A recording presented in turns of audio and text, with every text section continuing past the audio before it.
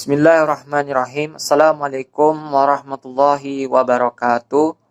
Innal hamdalillahi nahmaduhu wa nasta'inuhu wa nastaghfiruh wa na'udzubillahi min syururi anfusina wa min sayyiati a'malina. May yahdihillahu fala mudhillalah wa man yudlil fala hadiyalah. Asyhadu an la ilaha illallah wa asyhadu anna Muhammadan abduhu wa rasuluhu la nabiyya ba'dah.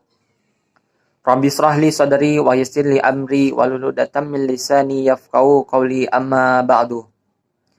Alhamdulillah puji syukur kehadiran Allah Subhanahu wa taala yang mana pada kesempatan kali ini saya dapat melaksanakan atau membuat video ini dalam rangka memenuhi tugas dalam mata kuliah Filsafat Hukum Islam.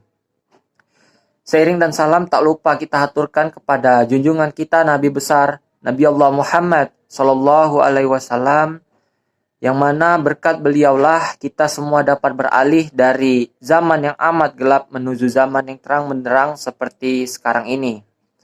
Semoga kita semua termasuk hambanya yang taat, yang berhak menerima syafaatnya kelak di yaumil akhir. Amin ya rabbal alamin. Yang kedua kalinya, yang terhormat kepada Bapak Hervin Yogi Pradikta MHI selaku dosen pengampu dalam mata kuliah Filsafat Hukum Islam UIN Raden Intan Lampung. Sebelumnya izin memperkenalkan diri. Nama saya Nolan Arbi dengan NPM 2021020214, Prodi Hukum Tata Negara kelas A UIN Raden Intan Lampung. Baik, untuk materi terkait mata kuliah Filsafat Hukum Islam berikut akan saya paparkan. Baiklah teman-teman sekalian, untuk materi yang pertama yakni terkait pengertian Filsafat Hukum Islam. Filsafat Hukum Islam sendiri itu terdiri dari 3 kata, yakni filsafat, hukum, dan Islam. Filsafat hukum adalah pengetahuan tentang pemikiran mendalam, sistematis, logis, dan radikal tentang berbagai aturan yang berlaku dalam kehidupan manusia, baik itu aturan bermasyarakat maupun aturan bernegara.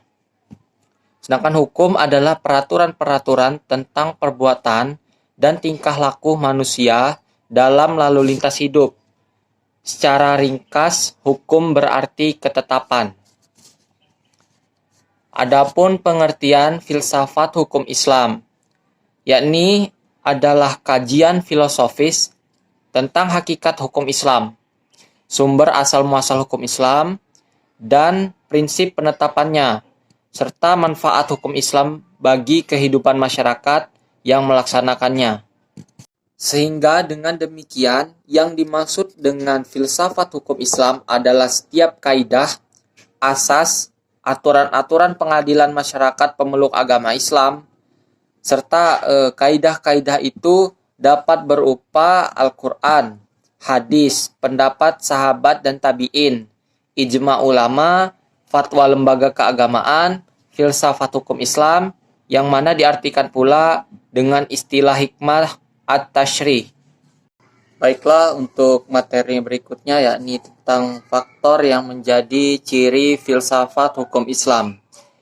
Di sini terbagi menjadi 5, yakni yang pertama, wacana atau argumentasi.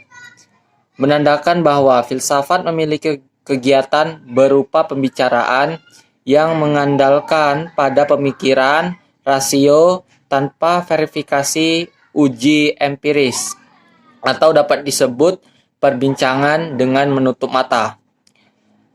Kebenaran filosofis tidak memerlukan pembuktian-pembuktian atau tidak perlu didasari bukti kebenaran, baik melalui eksperimentasi maupun pencarian data lapangan.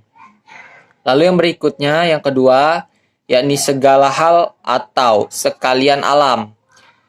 Artinya, semua materi pembicaraan filsafat adalah segala hal menyangkut keseluruhan yang bersifat universal. Tidak ada yang tidak tersentuh oleh pembicaraan filsafat. Yang ketiga, sistematis. Artinya, perbincangan mengenai segala sesuatu dilakukan secara teratur mengikuti sistem yang berlaku sehingga tahapan-tahapannya mudah diikuti. Dengan demikian, perbincangan tersebut tepat atau tidaknya dapat diikuti dengan kaji oleh orang lain. Meskipun pada akhirnya hanya ada satu pengertian mengenai sesuatu yang dimaksudkan. Lalu yang keempat, ada radikal, yang mana artinya sampai ke akar-akarnya, sampai pada konsekuensi yang terakhir. Radix artinya akar, yang juga disebut arsi sebagai ciri khas berpikir filosofis. Perbedaannya dengan pengetahuan adalah adanya asumsi sebagai titik tolak yang disebut sebagai keyakinan filsafati atau philosophical belief. Lalu yang kelima, ada hakikat, yang mana merupakan istilah yang menjadi ciri khas filsafat. Hakikat adalah pemahaman atau hal yang paling mendasar. Jadi filsafat tidak hanya berbicara tentang wujud atau materi, sebagaimana ilmu pengetahuan, tetapi berbicara makna yang hakikat terdapat di belakangnya. Di dalam filsafat sendiri, hakikat tersebut sebagai akibat dari berpikir radikal. Jadi, berdasarkan 5 ciri berpikir filosofis yang telah saya paparkan tadi, dapat diambil pemahaman bahwa filsafat sendiri merupakan kebebasan berpikir manusia terhadap segala sesuatu tanpa batas, dengan mengacu pada hukum keraguan atas segala hal. Bahwa sekalian alam dan segala hal dapat dilihat dari berbagai hal sudut melalui kontemplasi pemikiran yang sistematis, logis, dan radikal.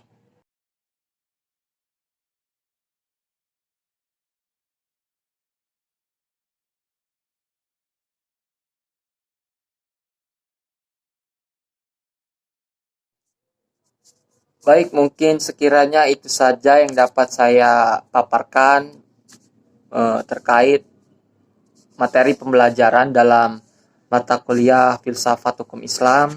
Kurang lebihnya saya mohon maaf. Saya ucapkan terima kasih. Wassalamualaikum warahmatullahi wabarakatuh.